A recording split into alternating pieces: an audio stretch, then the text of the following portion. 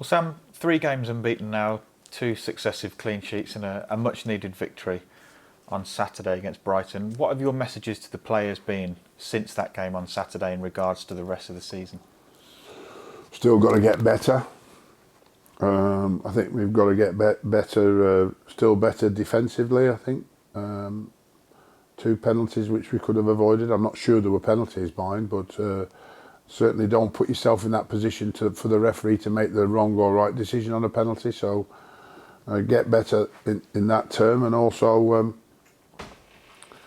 providing chances and opportunities in the opposition's final third, which means that we have to improve our flow, our passing accuracy, our movement, and finally the final third improve our delivery.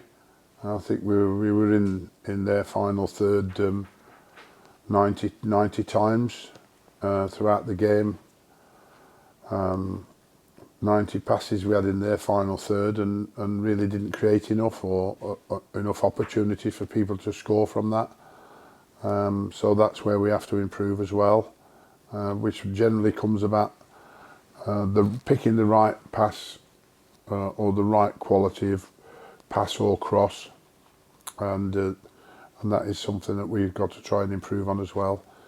So the game against Everton will be, a big test for us, and I think we'd have to match the Manchester United performance we gave to get a result against Everton, and if we get the same opportunities in the Everton game we got in the Man United game, we could put ourselves in a position to win it, and that would only be by great defensive work by the team, but the opportunities that arise, we're actually more clinical in our finishing. I know you mentioned the 2 penalties that Brighton missed, Sam, and needing to get better, and you also mentioned Lady Luck as well after the game against Brighton, but it must give you confidence as the manager, seeing your side put back-to-back clean sheets together. Yeah, I mean, it's the backbone of us trying to scrape our way out of the position we're in. It's the backbone of everything you do to get out of the relegation zone. In the same token, it's the backbone of why you win the league as well, because you'll see that probably the team that win the league will have more clean sheets than everybody else. And so it's always the backbone for success. How do you manage that, and how do you quantify that success? Well, we quantify our success by how many games we've got left on how many clean sheets we get to give us an opportunity to win, which means we only need to score 1 goal to win. And that means that, if we get out of trouble, for me, it's almost equivalent as Manchester City looking like they're going to win the Premier League if we get out of trouble from this position. So it's doable, but we have to be very, very good and very consistent in our performances and very clinical in our finishing between now and the end of the season. Set pieces, we've certainly looked threatening from Sam since you arrived at the club. How crucial could dead ball situations be in our mount up the table?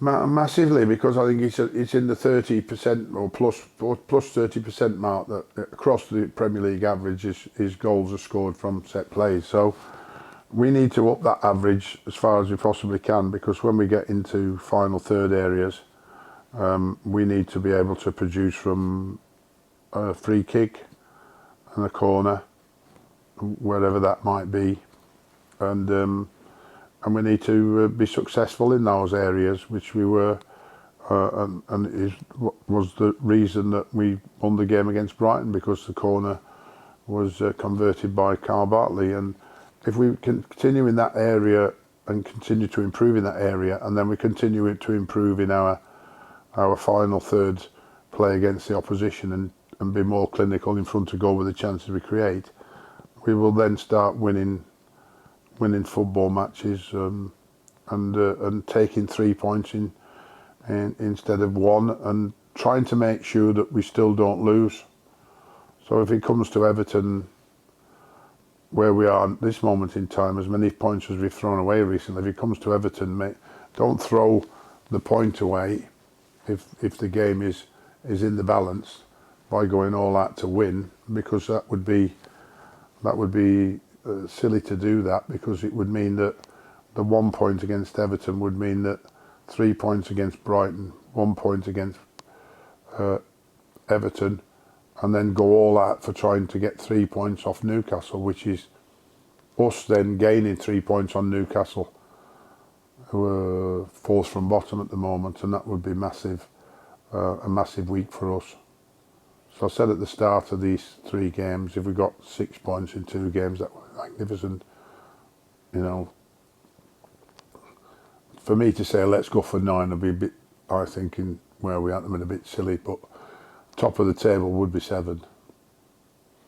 Robert Snodgrass missed the last 2 games. He was out of Burnley, then he was out of Brighton. You said that he might be back for the Everton game. Is he any closer to a return, Sam? He is back in the squad, yeah. Sadly, taken longer than we expected to recover. It was actually a couple of injuries in the end that kept him out. And what we thought was initial bruising, there was also a slight tear in the calf from there, so that took a bit longer to heal. But he is back, and I'm back in the squad and ready to go. Any fresh injury concerns having played on Saturday?